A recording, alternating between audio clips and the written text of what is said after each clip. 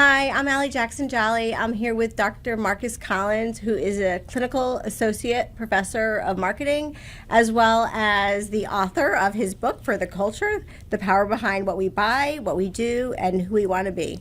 Welcome.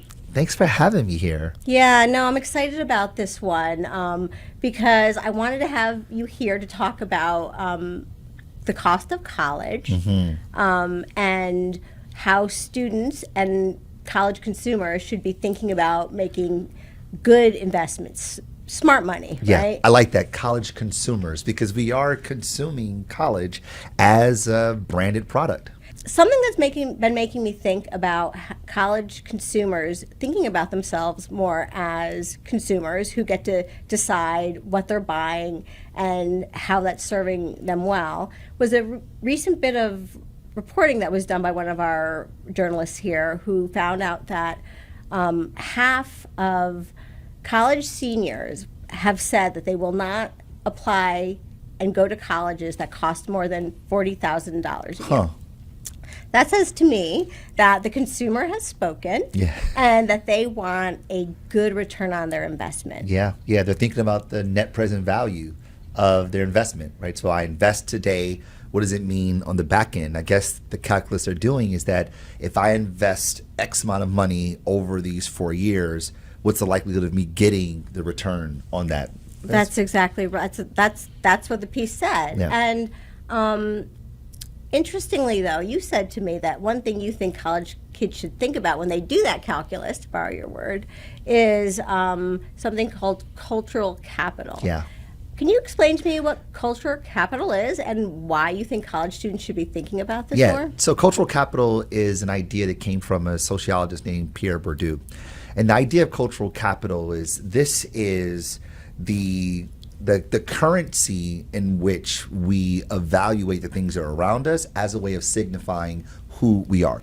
And he talks about cultural capital in three different ways, three different forms of cultural capital. The first form of cultural capital is embodied cultural capital, which speaks to the skills that we have, i.e., if you can sing, if you can play an instrument, or if you read the classics in literature, right, the Odyssey, Homer, the Odyssey, if you know a foreign language, if you are equestrian.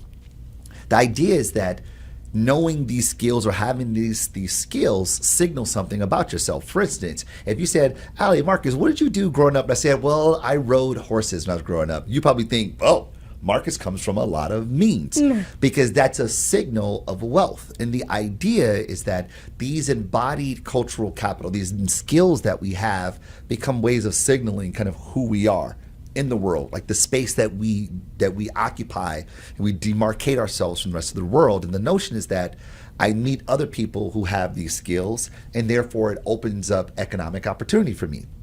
Right? So like rich people hang out with rich people. These signals become ways of signaling who we are on the social economic status. Therefore, cultural capital provides access to economic capital. So that's the first form of cultural capital. The second form of cultural capital he refers to as objectified cultural capital, which is far more intuitive. The idea is that the things that we wear, the objects, the artifacts that we consume are ways by which we achieve an identity project, kind of peacocking to the world who we are. So that one reminds me of the bumper stickers we put on our cars. We go to what we think of as an elite college or college that we're proud of. We put the bumper sticker on our car, we wear our baseball caps, we buy mom and dad sweatshirts that say proud parent of a William & Mary grad, because that was my alma mater. That's right. So the idea is that our consumption in these tangible things become ways by signifying or signaling where we are in the social economic status. The car we drive, the clothes that we wear, these things signal something about us. And the notion is that if you drive a fancy car, you see someone else driving a fancy car, you think, oh, we are one and the same. We are of the same tribe, as one may say. And therefore, we're more inclined to open up opportunities to them that lead to economic gains, right? Economic capital, financial capital. So you got embodied cultural capital, which is about skill. You have objectified cultural capital, which is about the objects that we consume. And then there's a thing that you were signaling to. The third form of cultural capital, according to Pierre Bourdieu, is institutional cultural capital.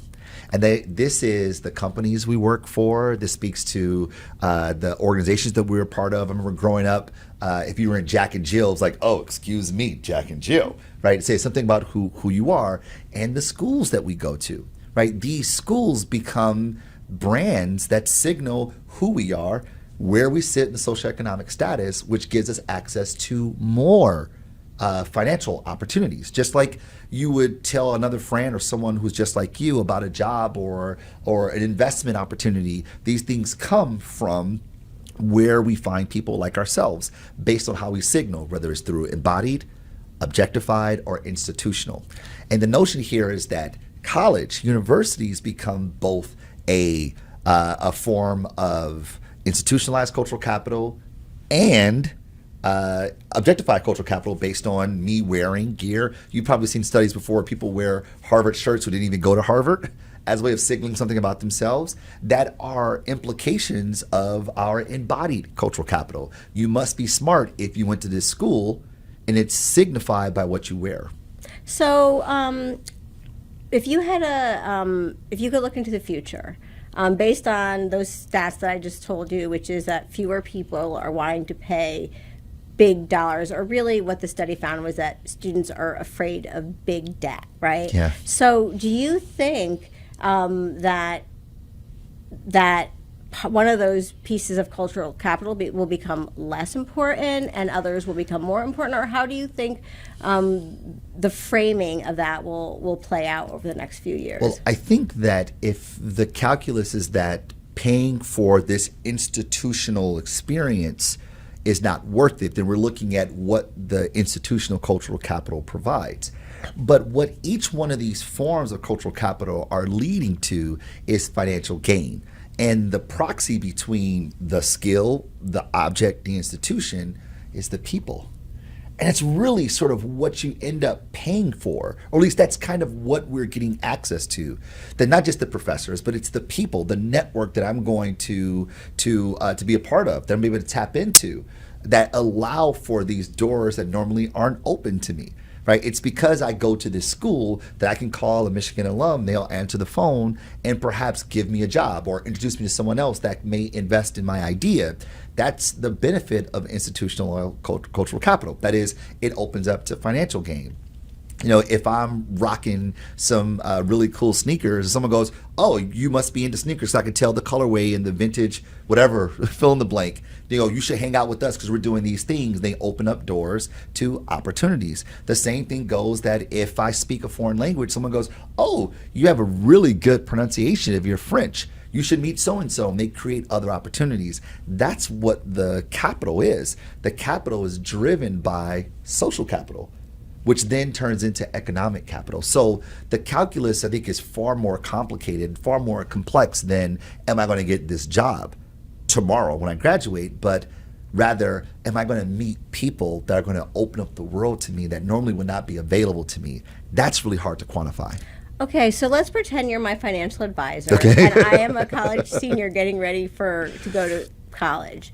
How, knowing what you just spoke to me about cultural capital as a return on investment, Yeah. and the network, potential of networking, how do I look to make sure a college is doing that? What are the signals that I may get a good return on my investment around cultural capital and networking? Well, so I think there are a few indices that we can think about.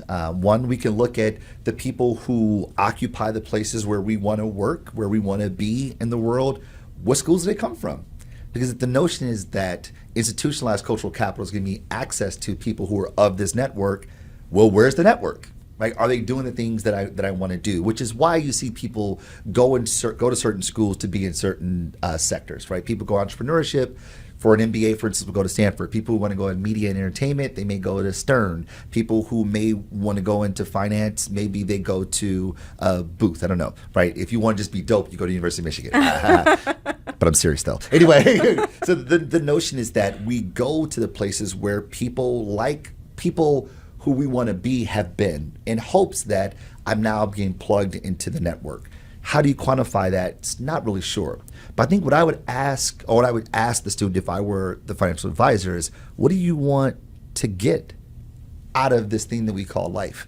Not just what do you want after the 4 years, but what do you want the 4 years after the 4 years after the 4 years. So when I think about my career, I started as an engineer, and I realized pretty early on that I didn't want to be an engineer.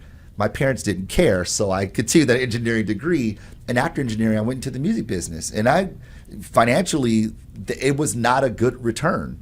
I ended up going to business school later to get my MBA, which was a very hefty investment that my parents weren't going to foot the bill on. It was all on me. And when I came out of the MBA program in 2008, in the middle of a recession, mind you, I came out with no job, no leads, and 116 grand in debt.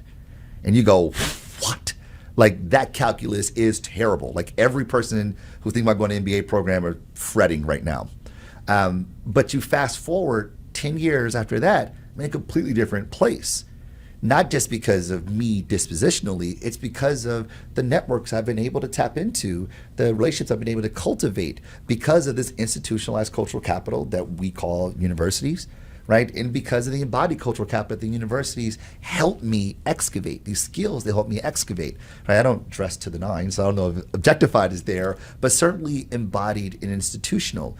And over the long run, as we look at the time horizon in which we benefit from school, it changes the calculus. If it's just 4 years, then I don't know if that's the right way or the right frame to think about college. I think we should think about it in a far greater time horizon, and think about what we want to get out of it in the long run.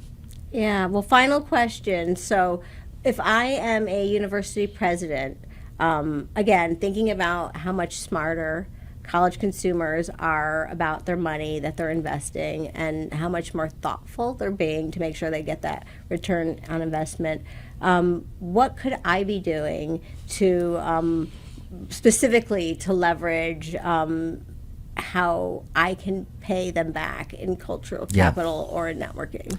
So I think we have to think about the value propositions differently. If this were toothpaste, we'd be talking about more fluoride, right? Or your teeth are whiter, we remove stains. And I think that the savviness of today's consumers, these are high school students that are going to college, like, they realize that there's a lot of it is parity in their minds. So the value proposition had to be much greater, it had to be much more meaningful to what I want to get accomplished, which means then a university president has to have a better understanding of how people are seeing the world. They have to have a better understanding of what their ambitions are. They're not going to school for some of the traditional means we think about going to school. Their calculus is just far different. So we need to know what the variables are and where our school, our branded product offering, where we are best situated to have a better product market fit. And once we look at the calculus, we go, oh, we do this better than everybody. Let's focus here. And you come here to get these things. And here are all the services, all the opportunities and ways by which we'll help you achieve that. That becomes the promise of school. It takes it away from this sort of, binary rubric of, if I go to school here, will I get this job and make this much money? If not, this is not the right place for me. And it goes, well, let's actually expand the aperture a little bit. Let's widen it out a little bit and say, what do we want to really get out of this? And how can we help you do that very thing? Yeah, well, great. Unfortunately, we're out of time, but I hope that we do this again soon. And thank you so much for coming and making us all a little bit smarter about our money. Glad to do it.